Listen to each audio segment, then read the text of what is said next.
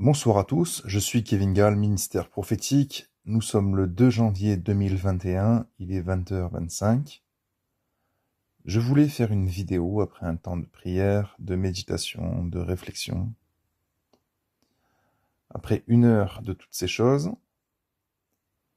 il me vient à cœur de vous faire cette vidéo qui est une exhortation, comme la plupart de mes vidéos.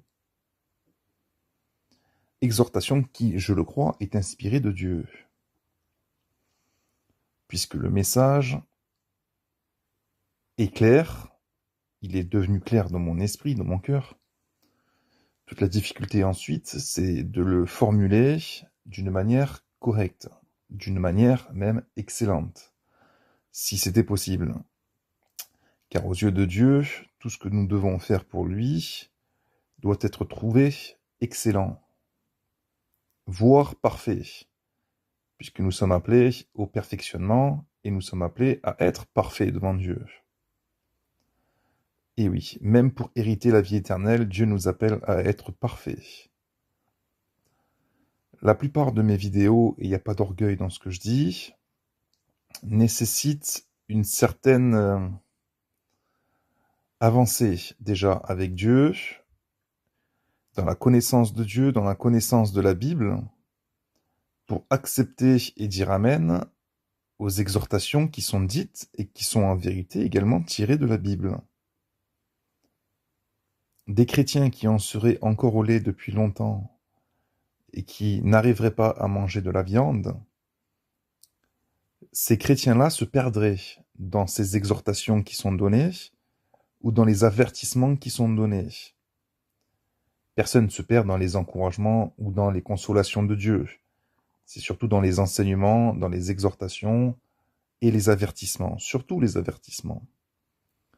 Mais là, cette exhortation est toujours, comme à la coutume, mêlée d'avertissements. Je voulais vous rappeler que Dieu a toujours préféré et a toujours choisi la qualité plutôt que la quantité. Et ce n'est pas l'opinion de la majorité qui compte, mais c'est toujours l'opinion de Dieu. C'est ça qui compte. Et la plupart du temps, et l'histoire nous l'a montré, c'est écrit dans la Bible, la plupart du temps, la majorité était à l'opposé de Dieu. Inversement, Dieu était à l'opposé de la majorité.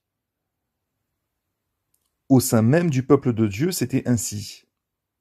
Dans l'Ancien Testament, mais dans le Nouveau Testament également. Il suffit de voir comment l'apôtre Paul s'est fait combattre par les propres églises qu'il a lui-même établies en tant qu'apôtre. Il suffit de voir les persécutions des apôtres et de Christ lui-même et des saints prophètes dans l'Ancien Testament pour comprendre que la grande majorité, surtout des leaders, était contre Dieu et Dieu contre la majorité des leaders. Et dans des temps d'apostasie, la majorité du peuple de Dieu allait dans le sens des leaders apostats.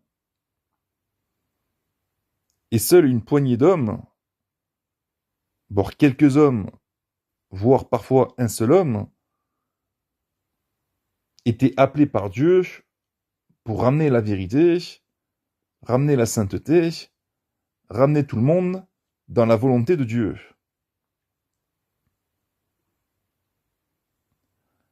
Je crois que nous sommes dans des temps où Dieu met à dessein et même à manifestation sur la terre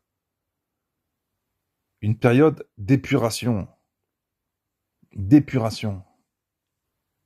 Les douleurs de l'enfantement vont aller en grandissant. De quoi est-ce que je parle quand je parle de douleurs de l'enfantement? Je parle de douleurs qui cherchent et qui poussent et qui poussent à amener à manifestation sur la terre la lumière, le Christ, le retour de Jésus. Je ne crois absolument pas, et vous le savez si vous m'écoutez depuis longtemps, je ne crois absolument pas à un retour du Seigneur Jésus qui peut apparaître comme ça tout à coup ce soir, sans prévenir. Nous ne sommes pas encore dans les signes que Jésus a donnés avant sa manifestation, pour enlever son Église, et ensuite après pour poser ses pieds sur la terre. Il y a encore des choses que nous devons voir, et bien des choses que nous devons traverser. Des choses terribles. Ces choses terribles vont arriver, et Dieu va se servir de ces choses terribles pour amener les uns et les autres à la repentance, et pour les rebelles, à la mort. Et même dans le peuple de Dieu, les choses terribles qui sont appelées à venir et qui viendront serviront à faire un nettoyage. Il a toujours été logique qu'en temps de jugement planétaire, Dieu épargne en priorité ses fidèles. Et l'histoire a montré que des fidèles dans le peuple de Dieu, il n'y en a jamais eu beaucoup. En vérité, le mot beaucoup est subjectif, bien sûr il faudrait le quantifier, mais si on retourne dans l'Ancien Testament, vous avez eu Noé qui a été sauvé lui seul avec sa famille, vous avez eu Lot qui a été sauvé lui seul. Bon, sa femme, elle s'est retournée, on a compris qu'elle a été jugée, et ses filles, vous savez qu'il n'y a eu que Josué et Caleb qui sont entrés à Canaan alors qu'ils étaient environ 610 000 juifs à sortir d'Égypte avec la promesse qu'ils allaient entrer en terre promise. Vous savez qu'à chaque fois qu'en Israël il y a eu des temps d'apostasie, Dieu a suscité un prophète ou un groupe de prophètes pour ramener la lumière au sein des ténèbres, au sein du peuple de Dieu, et que même s'il y avait des lumières, certaines de ces lumières se sont corrompues. Dieu en a épargné quelques-uns, et Dieu en a tué d'autres. Certains ont pu être sauvés, d'autres sont allés à la perdition, même après le rappel. Au temps de Jésus, Dieu, par Jésus-Christ, en a choisi 12 des disciples, qui sont devenus des apôtres, sauf Judas, qui devait accomplir les Écritures, et qui malheureusement s'est perdu. Bien sûr, il y a eu de l'évangélisation, bien sûr, des églises locales sont nées, en Israël comme à l'étranger, par l'intermédiaire de l'apôtre Paul, et bien sûr, beaucoup de ces églises ont vu naître des chrétiens, et beaucoup de ces chrétiens se sont également perdus. Sortez de votre esprit que tous les chrétiens appelés par Dieu depuis Jésus-Christ sont tous sauvés. C'est une fausse doctrine, c'est un mensonge du diable, et ce n'est pas la vérité. Bien évidemment, il y a beaucoup d'appelés, mais il y a peu d'élus, Jésus l'a dit. Et dites-vous bien qu'à la fin des temps, il y a quelque chose qui est visible, mais qui n'est pas vrai. De quoi est-ce que je veux parler? Je veux parler de cette quantité de chrétiens qui est visible sur la terre, mais qui n'est pas spécialement sauvé en vérité. Dieu le sait. Dieu connaît le nombre des fidèles et Dieu connaît le nombre des infidèles. Il est dangereux de juger avec les yeux charnels. Il est très dangereux de juger les choses avec les yeux charnels. Tout comme il est dangereux d'enseigner et de crier sur les toits, que la foi sur la terre va être trouvée grandissante. Tandis que Jésus a clairement expliqué qu'à la fin des temps, il va se demander s'il va trouver la foi sur la terre. À cause de quoi? à cause de l'apostasie, à cause du mystère de l'iniquité, à cause des dérives, à cause de la corruption. Parce qu'il y a la foi, le mot foi selon les hommes, et il y a la foi selon Dieu. Il ne faut pas appeler foi ce que Dieu n'appelle pas foi, puisque ce que Dieu appelle foi, en vérité, il parle de qualité de foi. La foi qui sauve. On nous parle de la foi qui sauve. Si on nous parle de la foi qui sauve, dites-vous bien aussi qu'il y a une fausse foi qui ne sauve pas. Même si vous mettez du Jésus là-dedans, il peut y avoir une fausse foi qui ne vous sauve pas. Si vous n'êtes pas pleinement dans la volonté de Dieu et si vous n'êtes pas pleinement agréable au Seigneur. Je m'englobe également avec vous quand je dis ça.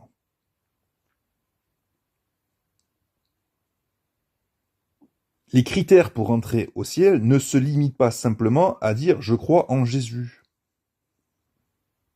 puisque les démons aussi croient en Dieu. Je dis donc, ce qui arrive va permettre une épuration, une sélection, un tri mondial, et même au sein du peuple de Dieu. Rien qu'avec les maladies, beaucoup seront touchés et frappés, je le dis depuis des mois. Dieu ne peut pas se renier lui-même. Dieu donne des promesses de protection à ses fidèles. Dieu ne peut pas se renier lui-même. Tous ceux qui lui sont fidèles sont protégés. Tous ceux qui lui sont fidèles et demandent au Seigneur la protection sont protégés. Dieu ne peut pas se renier lui-même, Dieu ne peut pas renier sa parole. Ce qu'il a promis, il l'accomplit.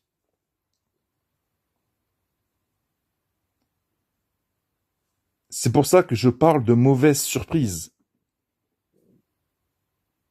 Il ne faut pas se croire fidèle tandis que Dieu nous trouve infidèles. Il ne faut pas se croire protégé tandis que nous sommes livrés. Il ne faut pas se croire sauvé tandis que nous sommes perdus. Avec Christ sur les lèvres. C'est ce que Satan voudrait.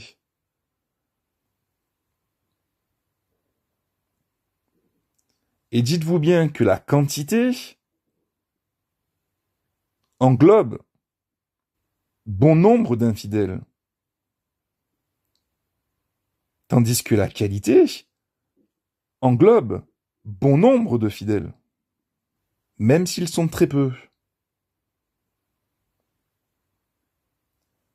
On ne pourra pas dire à Dieu « Ah non, c'est pas possible ».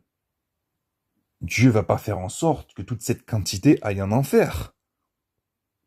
Si, puisqu'il n'a pas trouvé dans cette quantité de la qualité. Même avec Christ sur les lèvres.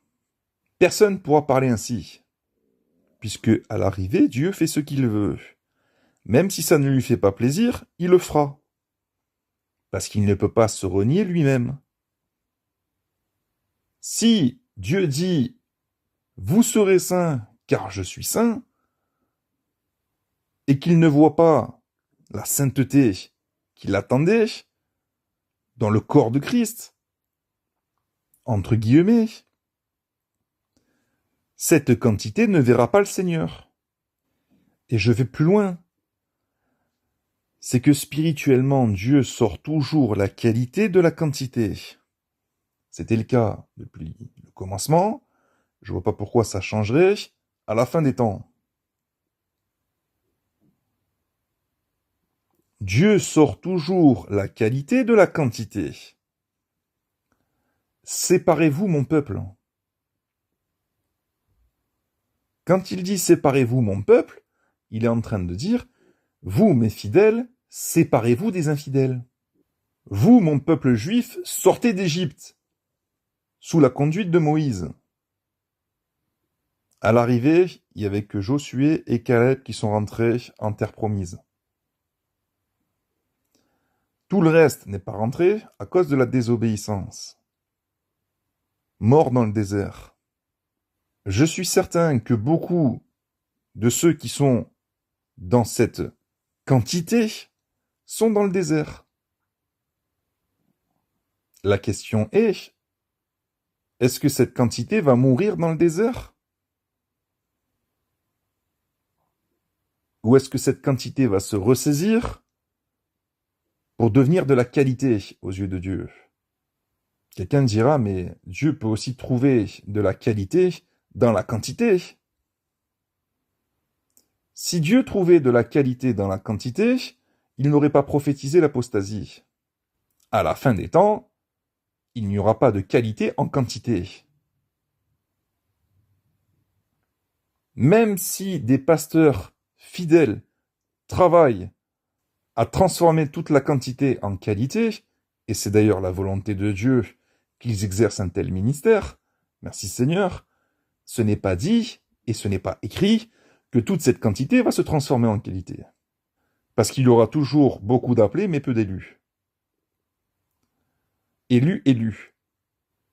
Autre point de réflexion qui va un petit peu confirmer ce que j'explique, et qui peut-être pour vous n'est pas une surprise ou n'est pas une nouveauté, est-ce que vous vous êtes déjà posé la question si là-haut dans le ciel, les saints qui sont morts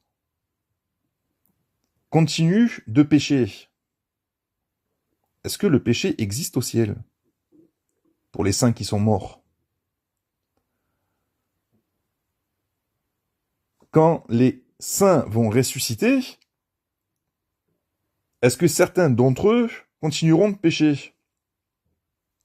Ou est-ce qu'ils seront rendus parfaits? Est-ce que le ciel actuellement connaît le péché? La réponse est non. Pensez-vous que des chrétiens actuellement qui pêchent et qui meurent sont portés par les anges dans le royaume de Dieu pour continuer de pécher? La réponse est non. La question est donc, comment Dieu doit-il nous trouver au moment de notre mort?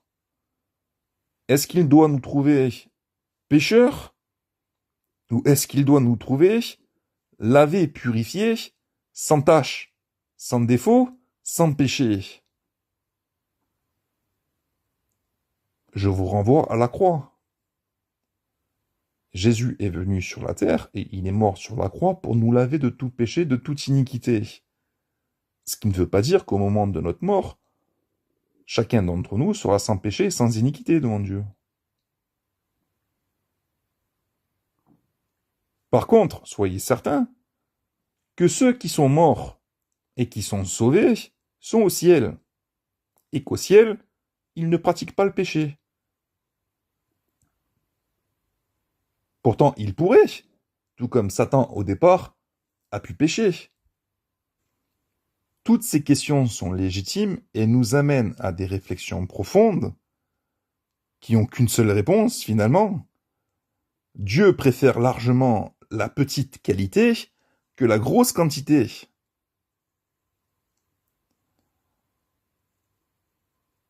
Va et ne pêche plus.